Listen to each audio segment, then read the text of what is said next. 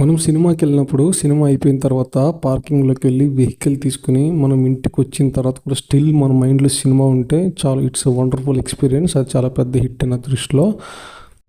ఈ సినిమా నచ్చింది లేదనే దానికంటే కూడా ఇట్స్ ఎ ఎక్స్‌పీరియన్స్ అనమాట. ఒక విజువల్ ఎక్స్‌పీరియన్స్. ఆ రిషబ్ శెట్టి పర్ఫార్మెన్స్ అయితే అయ్యబాబోయ్! మామూలుగా ఉండదు. మైండ్‌లో ఉంటుందనమాట అసలు. ఈ సినిమాలో కొన్ని డ్రాబ్యాక్స్ ఉన్నాయి గానీ ఫైనల్‌గా మూవీ మాత్రం మైండ్‌లో నుంచి అంత తొందరగా పోయే సినిమా కాదిది. డీవియేట్ అవుతారు సినిమా నుంచి. కనెక్షన్ మిస్ అయిద్ది. ఫోన్లు చూసుకుంటారు. మూవీ 2 అవర్స్ 50 మినిట్స్ ఉంటుంది దగ్గర దగ్గర. చాలా చాలా బోరింగ్‌గా ఉంటుంది. మధ్యలో చాలా ల్యాగ్ ఉంటుంది. కానీ ఒక టెంప్లేట్ ఫాలో అయ్యాడు ఆయన. అది మాత్రం ఎక్సలెంట్ అనమాట. ప్రతి ఫ్రేమ్ రిచ్‌గా ఉంటుంది. ఒక్క ఎండ్‌లో అయితే ఈయన సినిమా 2 ఇయర్స్‌లో కంప్లీట్ చేసినట్టున్నాడు. ఒక బాహుబలి అవుట్‌పుట్ వచ్చింది అనిపించింది నాకైతే ఆల్మోస్ట్. నిజంగా చాలా మంచి ఎక్స్‌పీరియన్స్ అనిపించింది.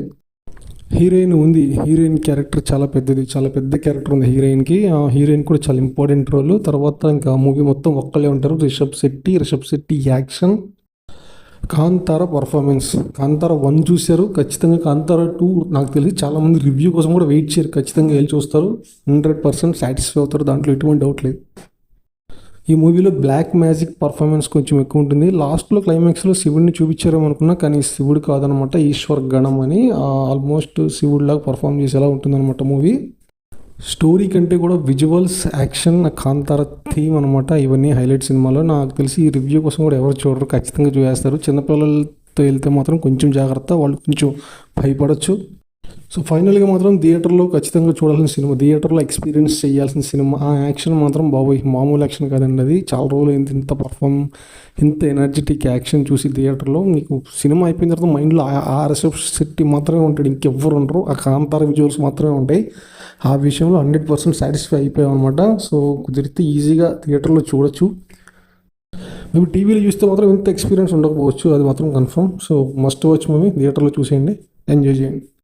1కి 2కి మెయిన్ డిఫరెన్స్ ఏంటంటే 1లో క్యారెక్టర్ మీద మనకి కొంచెం జాలి అనిపిస్తుంది అనమాట. మనం కొంచెం బాధపడదాం, అయ్యో ఆ క్యారెక్టర్కి ఎలా జరిగింది ఏంటి అని. 2లో మాత్రం అలాంటివి ఏమి ఉండవు.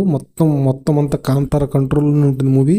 మూవీలో ఇంకొక అడ్వాంటేజ్ ఆయన తీసుకుంది ఏంటంటే, ఇది తెలుగులో రిలీజ్ చేస్తున్నాం కదా, తెలుగు యాక్టర్స్ని పెట్టుకుందాం, తమిళ యాక్టర్స్ని పెట్టుకుందాం, ఇట్లా ఏం కాదండి. మొత్తం కన్నడ యాక్టర్సే ఉంటారు. సినిమా మొత్తం కన్నడ ఫార్మేట్లోనే ఉంటుంది.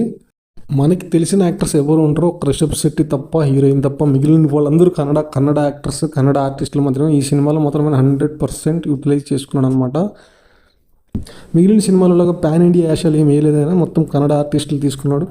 Kannada cinema, Kannada culture, Kannada god as it ఈస్గా దింపేశాడు. నిజంగా ఈ విషయంలో మాత్రం ఖచ్చితంగా మెచ్చుకోవాల్సిందే. మూవీ మాత్రం చాలా మంచి ఎక్స్పీరియన్స్ ఇచ్చింది. Thank you.